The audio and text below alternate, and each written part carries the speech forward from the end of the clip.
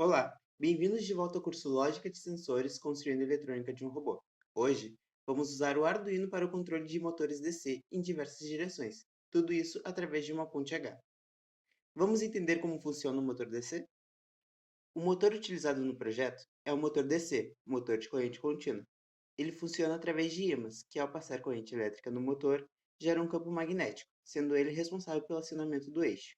Tais motores não possuem polaridade, isso é, se invertermos o fluxo de corrente elétrica, o sentido de rotação do eixo também será alterado. Como queremos controlar o sentido de rotação do motor, usaremos uma ponte H.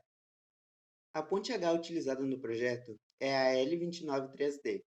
É um circuito integrado, ou seja, um circuito eletrônico miniaturizado para o tamanho de um chip, neste caso, capaz de fazer o controle de até dois motores DC. Contém 16 terminais, onde cada um possui uma funcionalidade. Os terminais que vão do 1 ao 7 são responsáveis pelo controle do primeiro motor, e os terminais que vão do 9 ao 15 pelo segundo. Os terminais 1 e 9 são responsáveis por controlar a velocidade do motor 1 e 2.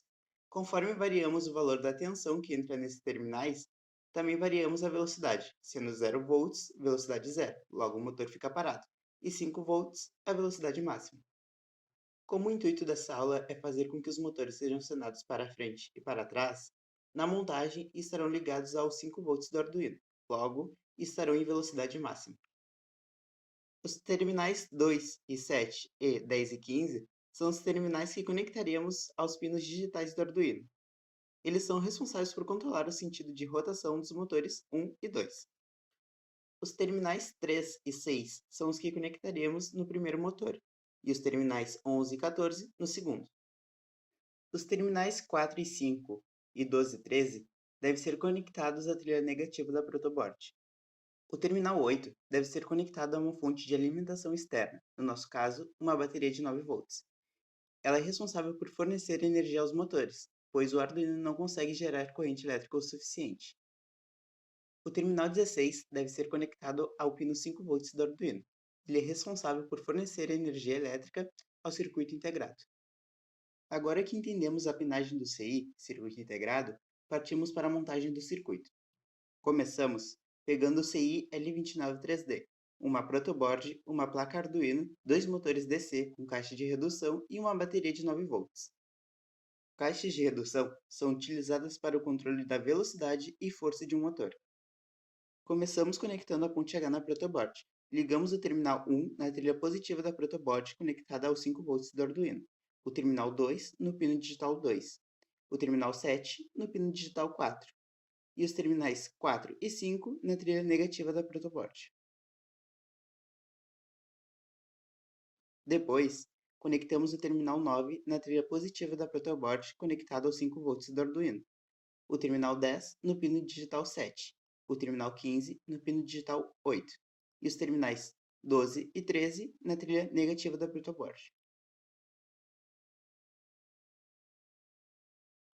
Logo após, posicionamos os motores e conectamos o terminal positivo do primeiro motor no terminal 3 do CI e o terminal negativo no 6. Para o segundo motor, devemos conectar o terminal positivo no terminal 11 do CI e o terminal negativo no 14. Por fim, no terminal 8, ligamos o positivo da bateria e o seu negativo na trilha negativa da protoboard. E o terminal 16, ligamos na trilha positiva da protoboard conectada aos 5 volts do Arduino.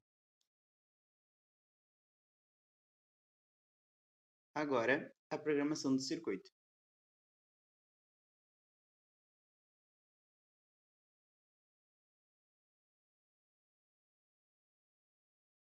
Primeiro, temos que definir o nome dos pinos que usaremos no circuito.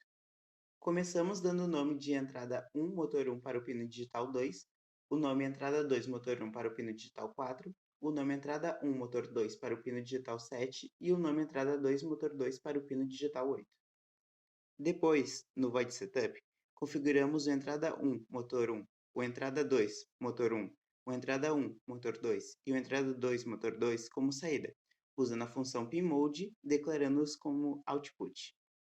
Por não necessitar do retorno de valores, abaixo do void loop, criaremos uma função do tipo void, chamada frente, sendo ela responsável por acionar os motores para frente.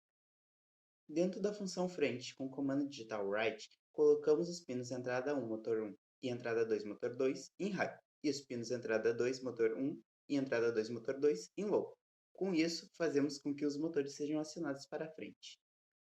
Abaixo da função frente, criaremos uma função chamada trás, do tipo void, responsável por acionar os motores para trás.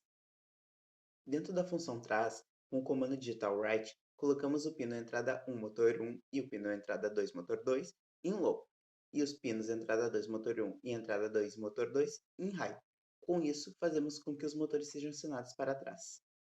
Dentro do void loop, chamamos a função frente, colocando seu nome, abrindo e fechando parênteses e por fim um ponto e vírgula. Depois, damos um delay de 2000 milissegundos, no caso, 2 segundos, e depois chamamos a função trás e damos um delay de 2000 milissegundos.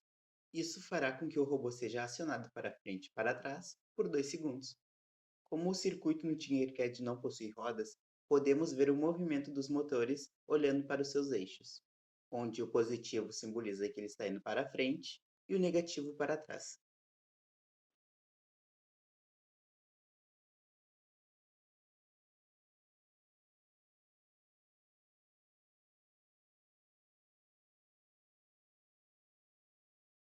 E essa foi a aula da semana. Fique à vontade para olhar as outras aulas do curso ou ler os materiais extras.